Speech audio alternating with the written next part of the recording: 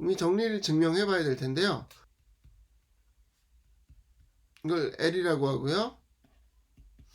좌극한을 L1, 우극한을 L2라고 할게요. 그러면은 L1이 L이고 L2가 L이다 라는 것과 이게 필요 충분 조건이다 라는 거잖아요. 그럼 이걸 증명할 때는 왼쪽과 오른쪽, 왼쪽으로부터 오른쪽으로 갈 수 있고 오른쪽으로부터 왼쪽으로 갈 수 있다 라는 것을 증명을 해야 되겠죠.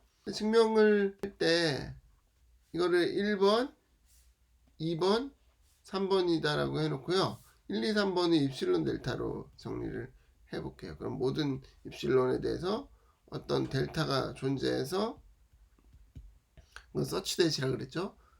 뒤에 조건을 만족하는 델타가 존재한다. 이건 모든이라는 기호고요. 이거는 존재한다라는 기호입니다. 그래서 어떻게 되죠? x하고 a하고 차이가 델타보다 작고 0보다 크면 fx하고 l하고의 차이가 입실론보다 작다라는 거잖아요. 2번도 비슷한데 모든 입실론에 대해서 어떤 델타가 존재해서 여기서 일단 첫 번째 질문은 그거죠. 이 위에 있는 입실론 델타와 아래에 있는 입실론 델타가 같을 것인가 다를 것인가. 입실론은 우리가 마음껏 정할 수 있는 거예요. 그러니까 같게 할 수도 있고 다르게 할 수도 있는데 델타 같은 경우에는 그 극한에 따라서 정의가 되는 것이기 때문에 정의가 아니라 정해지는 것이기 때문에 그걸 델타 1번에 대한 델타니까 델타 1이라고 하고요. 델타 2라고 하겠습니다. 그러면은 이거는 어떻게 되죠? 좌극한만 보는 거니까 x-a가 0하고 마이너스 델타 2 이건 다 양수로 잡죠. 사이에 있으면 그러면은 이렇게 되는 거고요. 3번은 어떤 입실론에 대해서 어떤 델타 3가 존재해서 x-a가 0보다 크고 델타 3보다 작으면 fx-L2가 입실론보다 작다 이렇게 되는 것이죠. 네, 그럼 1, 2, 3을 정리해 봤고요. 우리가 증명해야 되는 것은 첫 번째는 1에서 2, 3으로 가는 거고요. 1번이 참일 때 2번, 3번을 증명하는 거고 그 다음에 반대쪽도 증명을 해야 되겠죠. 먼저 이거에 대해서 보죠. 1번이 참이라고 가정하고 2번, 3번이 참인 걸 보여보겠습니다. 먼저 2번을 보이면 어떻게 되죠? 2번은 모든 입실론에 대해서 어떤 델타 3가 존재해서 이게 뭔지를 이제 사실은 정해야 되는 거죠. 그 다음에 x-a가 마이너스 델타 2부터 x-a의 제로이면 이렇게 시작을 해야 돼요. 여기 시작을 하는 건데 1번이 참이다라는 조건을 가지고 시작을 하는 이걸 쓸 수 있잖아요. 그럼 이걸 써보죠. 그러면 0부터 x 델타 여기서 처음에는 델타 1이었는데 이걸 델타 1으로 쓰려고 하다 보니까 여기에 해당되는 게 델타 2를 그대로 쓰면 되잖아요. 델타 2를 만족하면 그럼 이 화살표로 넘어갈 수 있어서 우리가 원하는 결과인 fx-l이 입실론보다 작다라는 결과를 얻을 수 있겠죠. 그래서 델타 3를 그냥 델타 2를 델타 1으로 잡으면 되는 거죠. 3번도 마찬가지로 할 수 있어요. 정확히 같은데 모든 입실론에 대해서 델타 3를 델타 1으로 똑같이 잡으면 여기서부터 시작을 해서 마찬가지 얘기를 쭉 할 수 있죠. 그래서 최종 결론적으로 fx-l이 입실론보다 작다가 되는 거고요. 그래서 1번을 가지고 2, 3번을 증명했고요. 두 번째는 2, 3번이 참이라고 할 때 1번을 어떻게 증명하느냐. 시작은 모든 입실론에 대해서 어떤 델타 1이 존재하는 건데 델타 1을 뭐로 잡을지를 정해야 되겠죠. 델타 1을 가지고 하는데 이 조건을 만족해야 되잖아요. x-a의 절대값이 델타 1보다 작아야 되는데 이걸 만족하면 여기서 이제 이 밑에로 가려고 이걸 이용해야 되는데 이걸 하나만 이용하면 안 되죠. 왜냐면 이 범위가 이거보다 넓으니까 이걸 두 개를 같이 이용을 하면 되는 거죠. 그럼 여기서 경우를 둘로 나눠서 x-a의 크기가 델타 1보다 작다라는 것은 이것 또는 이렇게 되잖아요. 그럼 이제 윗줄에서는 2번의 결과를 이용하고요. 그래서 fx-l의 크기가 입실론보다 작고 아랫줄에서는 3번의 결과를 이용해서 fx-l의 절대값의 크기가 입실론보다 작다라는 걸 이용해야 되잖아요. 그러면은 여기서 우리가 원하는 건 이게 델타 2여야 되고요. 이게 델타 2여야지 우리가 2번을 쓸 수 있는 거고, 이게 델타 3여야지 3번을 쓸 수 있는 거잖아요. 그러면은 이 범위가 델타 2, 델타 3보다 더 안에 들어와야 되니까 어떻게 하면 될까요? 델타 1을 델타 2와 델타 3의 미니멈으로 잡으면 되죠. 그래서 미니멈 델타 1, 델타 2, 델타 3로 잡으면 되는 거죠. 그래서 이렇게 하면 증명이 완성이 됩니다.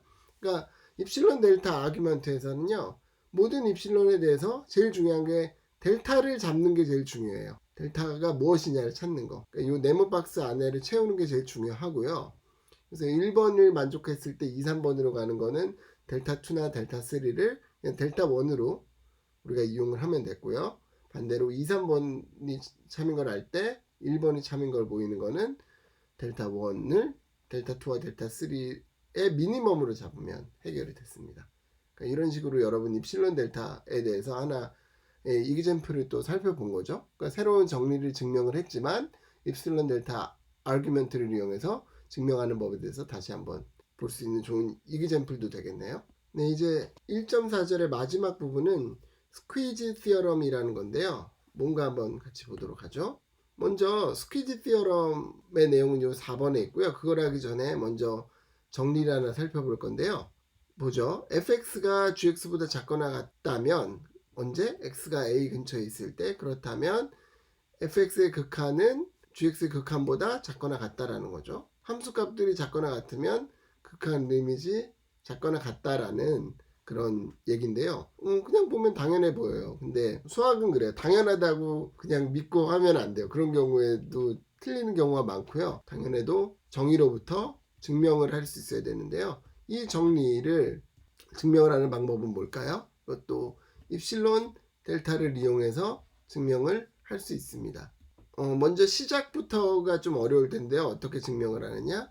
이거는 문제 형태를 좀 바꿔주면 좋아요. 이런 경우에는 fx가 gx보다 작거나 같은 경우에는 fx gx가 0보다 작거나 같으면, 그 다음에 이것도 왼쪽으로 넘겨주면 어떻게 되죠? 리밋, 그 다음에 합쳐줄 수 있잖아요. 극한의 법칙에 의해서. 그러면은 이게 0보다 작거나 같다라는 것을 보여주면 되는 거죠. 이걸 보여주면 되는 거잖아요. 이렇게 문제 형태를 바꾸고, 그러면 이제 hx라고 해보죠. 그 문제는 이렇게 되는 거예요. hx가 0보다 작거나 같으면, 그러면 리밋 hx는 0보다 작거나 같다라는 걸 보이는 거죠. 그러면 여기서 이제 이걸 보일 때 입실론 델타를 이용해서 보이면 되겠죠. 이것에 또 f하고 g하고 극한이 존재하잖아요. 존재하기 때문에 이것의 극한이 존재하고, 그럼 이것의 극한을 L이라고 했을 때 L이 0보다 작거나 같다라는 것을 입실론 델타를 이용해서 증명을 하면 됩니다. 이건 여러분들에게 숙제로 내도록 할게요. 그러면 이제 스퀴즈 티어럼은 이 정리를 이용하면 되는데요. 어떤 상황을 만들 거냐면요. 이런 상황을 만들 거예요. 우리는 일단 gx에 관심이 있어요. gx의 극한에 관심이 있는데, gx의 앞에는 fx, 뒤에는 hx로 이렇게 감싸주죠. gx보다 작거나 같고 크거나 같은 두 개의 함수를 찾고요. 그 다음에 두 개의 함수가 같은 L로 수렴하는 그런 fx하고 gx를 생각합니다. 그러니까 fx하고 gx는 그 두 가지 조건을 만족해야 돼요. gx보다 작고 크고, 이게 첫 번째 조건이고요. 하지만 별로 안 작고 별로 안 크다는 얘기예요. 극한을 취하면 두 개는 같은 L이라는 값으로 극한 수렴을 한다라는 거죠. 그랬을 때 gx의 극한이 L이 된다라는 것을 보일 수 있는 거예요. 앞에 정리를 생각하면 당연하죠. 작은 것과 큰 것이 있을 때 극한도 작은 것이 작고 큰 것이 크니까 gx의 극한은 fx의 극한보다 하고 hx의 극한 사이에 있어야 되는데, 두 개가 같은 대로 수렴을 하기 때문에 가운데 있는 것도 당연히 L이 될 수밖에 없는 거죠. 이걸 샌드위치 티어럼이라고 합니다. 이것은 위에 있는 정리를 이용하면 증명할 수 있는 것이 되겠죠. 그래서 이그젬플을 살펴보려고 하는데요. 가장 대표적인 이그젬플은 이 문제예요. 아마 어느 책에서나 이 문제가 나올 것 같은데, 이거는 sin x분의 1의 그래프를 보면 sin x라는 그래프는 지난 시간에 공부한 것처럼 이렇게 오실레이트 하잖아요. 이렇게 왔다 갔다. 그럼 사인 x분의 1은 어떻게 되냐면 x가 커짐에 따라서 0으로 점점 가는 거기 때문에 이런 그래프가 돼요. 0으로 가면서 점점 계속 마이너스 1하고 1 사이에서 왔다 갔다 하는 함수가 돼요.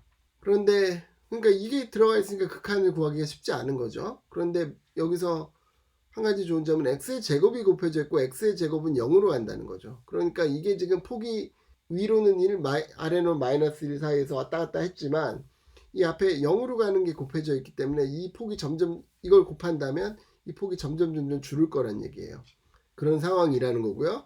먼저 이 문제를 풀기 위해서 우리가 이용한 극한 법칙, 이렇게 극한 리밋을 각각을 취하는 건 할 수 없어요. 왜? 할 수 없죠? 할 수 없는 이유는 이렇게 취하는 거에 조건이 있었어요. 조건이 각 파트에 극한이 존재해야 돼요. 하면 이렇게 할 수 있는 건데 안 되잖아요. 왜냐하면 요 리밋은 존재하지 않으니까. 그래서 이렇게 아예 쓸 수가 없는 거죠. 극한 법칙을 사용할 수 없는 거죠. 그래서 생각할 수 있는 거는 스퀴즈 티어럼인데 아까 봤던 적용을 해보죠. sin x분의 1은 마이너스 1에서 1 사이고요. x의 제곱을 곱하면 이렇게 돼요. 마이너스 x의 제곱에서 x의 제곱 사이가 되고요. 그러면 그림을 그리면은 이렇게 점점 폭이 작아져서 0으로 수렴하는 이런 그래프가 나오게 됩니다. 그럼 여기서 x가 0으로 가게 되면은 왼편도 0으로 가고 오른편도 0으로 가잖아요. 왜냐하면 우리 직접 대입법을 쓰면 되니까요. 그래서 작은 것도 큰 것도 다 0으로 가니까 이것도 0으로 간다라는 게 스퀴즈 시어럼이 되겠죠. 그래서 그걸 마지막에 잘 정리해서 쓰면 왼쪽 편도 0으로 가고 오른쪽 편도 0으로 가니까 그래서 가운데 끼어 있는 우리의 관심 함수도 극한이 0이다라는 것을 보인다라는 거죠. 그러니까 어떤 함수가 이렇게 오실레이트 하는 것이 끼어 있으면 항상 스퀴즈 티어럼을 이용해서 풀어야 됩니다. 네, 그럼 이상으로 오늘 강의를 마치겠습니다.